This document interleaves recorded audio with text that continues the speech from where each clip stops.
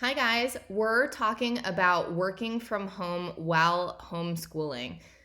So many of us have found ourselves unexpectedly homeschooling due to the coronavirus COVID-19 global pandemic. And my family has not been excluded from that either. So, hi, I'm Emily Wilcox. Well, who am I? I can tell you who I'm not. I'm not a former teacher, I'm not a parenting expert. I was never even a full-time stay-at-home mom, and I never ever would have voluntarily elected to homeschool. So, I think that actually makes me uniquely qualified to talk on this subject because, frankly, we don't need to know how a school teacher is handling homeschooling their own children. I imagine they're doing pretty darn well. Um, Although, shout out to the teachers, no disrespect at all. But point being, this is a real and unique challenge to many of us who would not consider educating children to be part of our skill set, nor balancing that with running our own business or continuing to work from home at the same time. So I'm just someone who felt called to help, and I had the idea to do this. I'm in Los Angeles, and so my kiddos have now been out of school for just over a week, and we're on lockdown. I have a 2-year-old and a 5-year-old. My husband and I run our own business, so we are both working from home. And so my bias skews towards being an entrepreneur and having toddlers at home. But hopefully this is broadly helpful regardless of the type of work that you do or the age of your children. I also just want to say that there's nothing for sale here. You don't have to give your email address. There's no strings attached. This is just my small way to help. I have so much respect for the nurses and doctors who are on the front lines of this, and even just the folks working in grocery stores and doing really essential jobs. And so if this helps in any small way, I'm happy to do it. So we're going to keep it short and sweet. I think it'll be under 20 minutes max. What we're going to cover is getting to the root of this, filtering your inputs, self-discipline, scheduling, what's working for my family, mindset, being a helper, and resources. So let's just jump right in. We've got to get to the roots in order for any of this to work. What do I mean by that? I mean that I'm going to give you tactical, hands-on advice, but none of it's going to work if you haven't taken the time to process your own emotions, because we all want to focus on these beautiful little green leaves, but the only reason that those leaves can be healthy and thriving and grow is if the roots are healthy, because that's what's getting the nutrients. And so if you are not healthy right now as a person, if your mindset is in a really bad way about all of this and you haven't processed your emotions about this whole COVID-19 situation, all of the tactics in the world aren't going to make up for that, okay? So the deal is this, and you've got to give yourself some space to let your emotions out. So this happened for me last week. It was actually the night of my daughter's 5th birthday. It was Thursday, March 12th. And I read an article that night that talked about social distancing and how important it was. And it gave all of the math of Italy and the United States being 10 days behind and what was about to happen. And I processed all of that data and realized, okay, wow, no doubt in my mind, my children's preschool is going to close. They may be open tomorrow morning, but that doesn't matter. They're going to close. It's not just going to be for a couple of weeks. This is probably going to be a few months. This is about to get really bad. And so I had to go through my own grieving process of grieving what I thought life was going to look like. We had a really wonderful schedule, really great work-life balance. We felt like we spent the perfect amount of time with the kids and the right amount of time growing our business, and life was good. So this is not something that we would have volunteered for. And, I just had to give myself the space to really process that and be like, this freaking sucks. And judge myself about it too, because I felt bad that I didn't want to spend the time with my kids. I felt shitty for having that attitude when they're clearly are so many other people who are going to have this a lot worse, like the people who are on the front lines for healthcare, the people whose businesses were going to be forced to close, all of these other things. But regardless, you really can't play the comparison game with emotions because they just are. And however you feel is how you feel.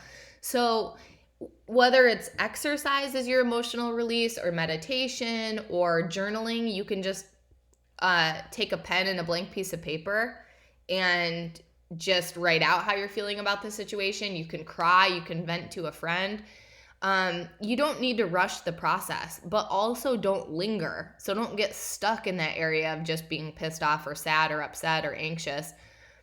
Emotion, it's got the word motion in it. It means that we're meant to move through those emotions. So that's first and foremost. You've got to get to the root of the problem so that way you can move through it. Now, once you do it for yourself, you've got to do it for your kids. So just like you need to feel and move through anxiety, anger, fear, frustration, it's just not fair. Some other family or some other situation is easier than what I'm dealing with. So do your kids. And it doesn't matter what age they are, they're going to have some big feelings about this. So, my 5-year-old was melting down over getting out of the bath and going to bed, which obviously wasn't about that. It was about the fact that everything's canceled and she can't see her friends and she can't go to school. And her whole life felt turned upside down as well. And so, we had to process that for her also. I love Janet Lansbury. I'm going to link to her Instagram handle. She has something called sportscasting. It's especially helpful for toddlers, but I think it could even be used with older children as well. And you're basically, just mirroring how they feel and just kind of speaking words to it. So I'll link you to that resource so that you can see that for yourself. But move through those emotions with your child as well. It's going to be really important, again, for them to be in the right mindset for homeschooling and what's to come as well. So then you've got to filter your inputs, because essentially once you've done all that emotional processing, it's like taking a shower. And the last thing that you want to do after taking a shower is go roll in mud, okay? And so if you're going to watch the news and freak out all over again and go right back to fear and anxiety and anger about the situation, it's going to make this process super difficult. So filter what you're looking at and what your sources are. I'm not saying completely disconnect, but just think about it. There's nothing wrong with having a little bit of rose-colored glasses, because there's beauty in this story as well, and there's a lot of fear in this story, and it just depends on how you look at it. So some accounts that I really like to follow, Jim Fortin, Mel Robbins, Amber Liliestrom, The Good News Movement, James Wedmore, Kristen Bell, Janet Lansbury, and The Busy Toddler. For different reasons, but they're all uplifting for me. And what I want you to just think about and ask yourself when you're looking at any of your inputs is, does this make me feel aligned to the solution or aligned to the problem? And if it doesn't make you feel good and aligned to the solution, then it's probably something that you need to filter out of your life in order to make this working from home while homeschooling and really thriving during this time a possibility for you. So self-discipline is your friend. If you haven't been working from home before, this is something that you may need to learn. It's easy to think like, I'm working from home, I'm just going to be in pajamas all day and that kind of thing. And that might feel good for a few days, but it's going to start to feel depressing. You still need to get dressed every day. You don't stop flossing your teeth. Don't radically change your diet. Try to, stick with your normal routine, stick with your rituals. Because again, this is going to be probably a few months. And so, for example, my daughter who's 5, she was like, Mom, I want chocolate chip pancakes for breakfast. And it was a Wednesday. And I said, no, it's Wednesday. It's a weekday. And we don't eat chocolate chip pancakes unless it's the weekend. So we're trying to maintain that ritual. Likewise, she asked for a family movie night. That's something that our family does on Sundays. Friday rolled around, and Friday night, we put on music and kind of had a dance party and just try to make it feel like the weekend, even though our schedule looks much more similar now, Monday through Friday, as it does on Saturday and Sunday. Those rituals will be really important. And look, you may want to change your life. You may want to turn your schedule on its head, but all of the research shows that we, as humans, we don't do great with a ton of change all at once. So having self-discipline and trying to stick with what makes things feel normal is actually going to be really helpful during this time. And I will say that self-discipline also applies to your thoughts. So you need to discipline your thoughts. If you find that you're going back to dwelling on the fear and the anxiety and the panic and, oh my God, there's no toilet paper in the grocery stores, that's going to require some discipline as well. And so when you catch yourself having those thoughts, then you need to move your attention to something more productive. Making a schedule. A schedule is going to be important to help keep you and your children on track, especially depending on the age of your kiddos. My 5-year-old, this was super, super helpful for her. Kids like routine. They like structure, and they like knowing what's going to happen.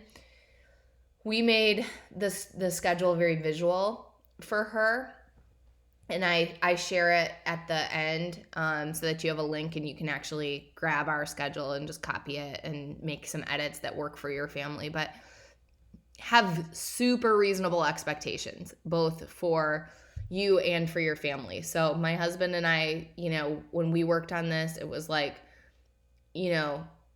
basically assuming that whoever was on kid duty wasn't going to get any work done. So that way, if we got a few emails done, then it feels like a victory. And if not, it's no big deal. We also, just because of the age of our kids, we put everything in half-hour blocks because that's what's reasonable. We can't expect that they're going to sit for an hour and do anything. Even a half hour maybe is a bit of a stretch, but it's somewhat manageable.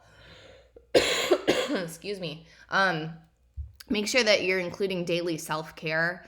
That's really important. And talk to your spouse or your partner. And if you have older kids, talk to them. What does self-care look like for you? What is a non-negotiable for you in your schedule? I'm not going to remember the name of the book, but there was a book that I read that did such a good job of talking about agreements versus expectations. And so many of us in our relationships, we have unspoken expectations, and that breeds resentment. And you want to turn those expectations into agreements. So if my unspoken expectation is that I think my spouse should watch the kids an equal amount of time in the day that I watch the kids, instead of just thinking that and then being frustrated if that doesn't happen, I need to approach him and say, hey, what feels fair to me is that we equally split the amount of time, that we're watching the kids while we're homeschooling.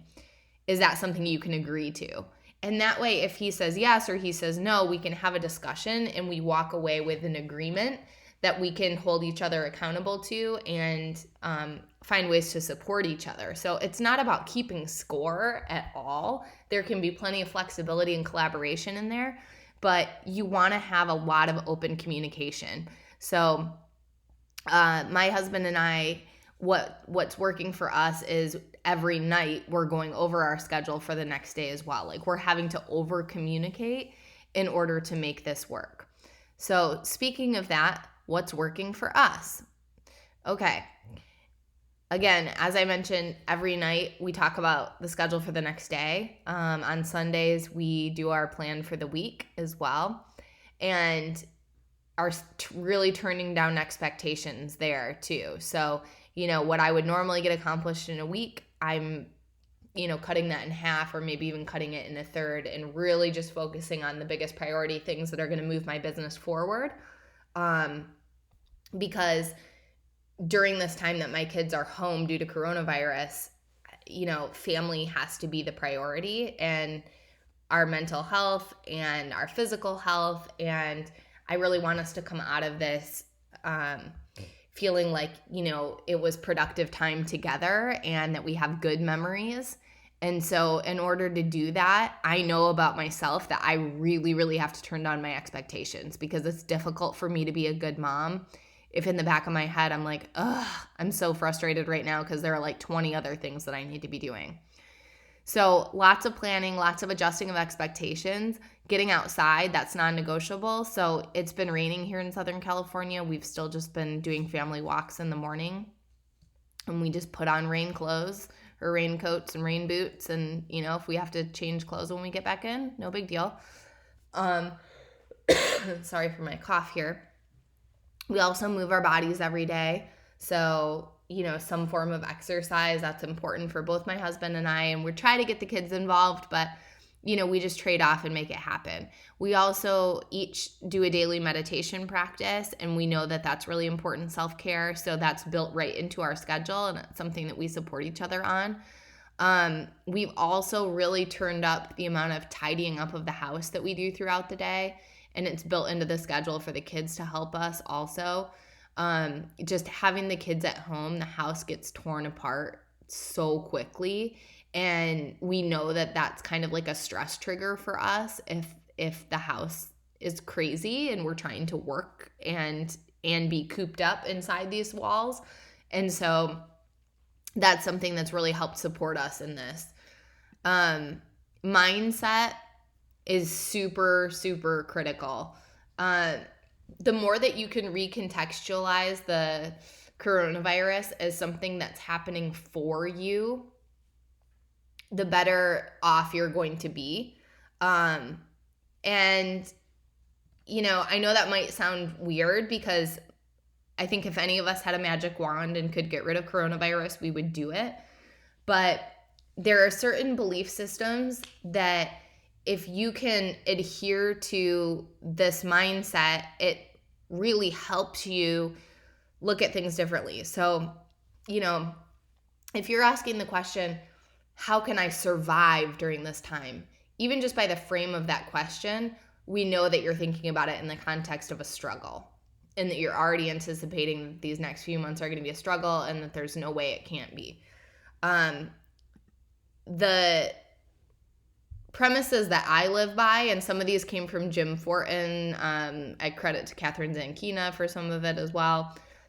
Everything is happening for me, not to me. It's happening for me. Life is rigged in my favor. The universe has my back. Everything always has been, is now, and always will be just fine. So I have to ask myself the question, okay, well, if I believe that everything is happening for me, that means that this coronavirus situation is happening for me. That means that having my children home with me for the next few months is happening for me. So what's the lesson? How do I extract the value in this? And so if you can recontextualize and come up with a why that's bigger than just, I want my family to be safe, it's really helpful. So I'll tell you what mine is. I became an entrepreneur because, or in part because, freedom is a very high personal value for me. And so when I think about kind of my ideal scene for my life, I have a lot of spaciousness in my schedule. I'm only working 2 to 3 hours a day. And during those 2 to 3 hours, I'm making a ton of impact. I'm doing a lot of strategy. I'm really moving the ball forward on my business. I'm motivating my team. I'm setting the direction for my company. And then I have a team that's actually executing on a lot of that. And so I have other hours in my day for creative pursuits, to tune into source and my higher self, and excuse me, get the creative downloads that I need in order to be a successful entrepreneur. Now, I was not doing a great job of creating that spaciousness in my schedule. In fact, I was doing a pretty poor job of it. My team would always be booking time with me. I would be adding in extra sales calls and things that, all kinds of stuff. And so the way that I recontextualized this was, okay, now that my children are home with me, I can only work 2 to 3 hours a day. It's not a choice to work more hours because my kids require a lot of our attention. They're 2 and 5 years old. They can't just independently do anything. And so while I wouldn't have necessarily signed up for this, if I can figure out how to, over the next few months, work only 2 to 3 hours a day, continue growing my business, and give my children the time that they need, then when they go back to school at some point, I'm exactly where I want to be. So just that recontextualization and a different why for me helped turn my whole attitude toward this situation. And I have to say that like magic has been showing up in my life. And we've just had found so much joy in the simple moments. And it's been a million times better than I ever would have thought. So the other thing that you can do to really help make this time a thrive versus survive is be a helper. So all of the research shows that if you want to stay in victimhood and you want to stay in a funk and feel really crappy, focus on yourself. If you want to feel better about everything, focus on someone else. So this is just one little example. This is what my kiddos and I were outside doing yesterday.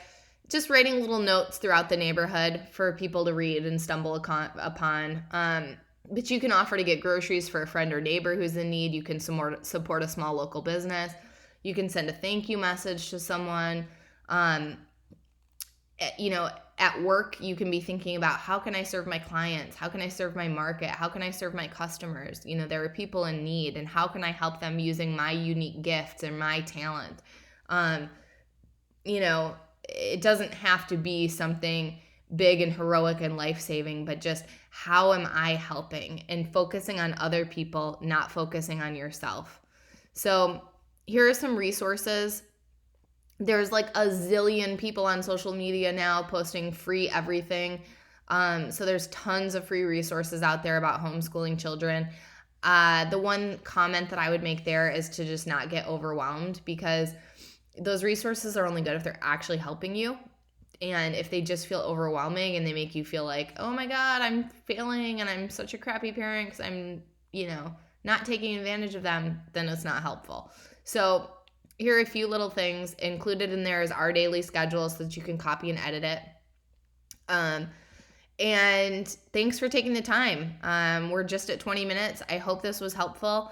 As I said, there's nothing for sale. There's no strings attached. But if you do want to pay it forward, if this was valuable for you, send some Venmo money to a nurse or a doctor and buy them coffee. Buy a gift card for a grocery clerk the next time that you're in there. Call and check on someone. And if you want to pay it forward directly to me as a thank you for this, my business helps product owners launch and grow their sales on Amazon. So if you know someone that sells products and they want to sell more using the Amazon channel, you can connect them with me directly, Emily@elevategrowthgroup.com. And lastly, thanks Slides Carnival for this awesome slide template. Hope you guys have a wonderful day and that you're able to really thrive and use this time at home with your children to continue moving your business forward and make amazing memories that you and your family will cherish forever.